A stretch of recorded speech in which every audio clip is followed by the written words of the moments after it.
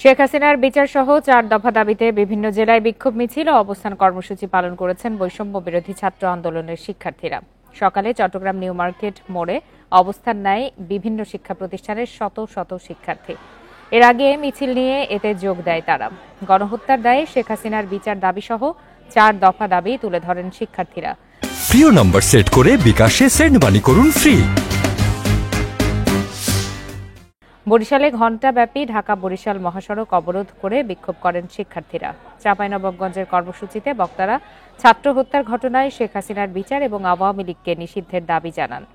ছাত্র জনতাকে নির্বিচারে গণহত্যার প্রতিবাদে পাবনায় গণ অবস্থান ও বিক্ষোভ মিছিল হয়েছে। জামালপুরে লং মার্চ করেছে বৈষম্য বিরোধী ছাত্র আন্দোলনের শিক্ষার্থীরা।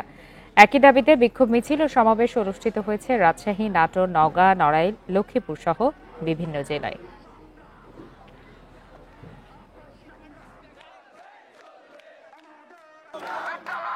একটি কল্যাণকর দেশ না হচ্ছে ততদিন পর্যন্ত এই আন্দোলন, এই সংগ্রাম, এই বিপ্লব চলমান থাকবে ইনশাআল্লাহ। সেই বিজয় নস্যাৎ করার জন্য তারা আবার পায়তারা করতেছে।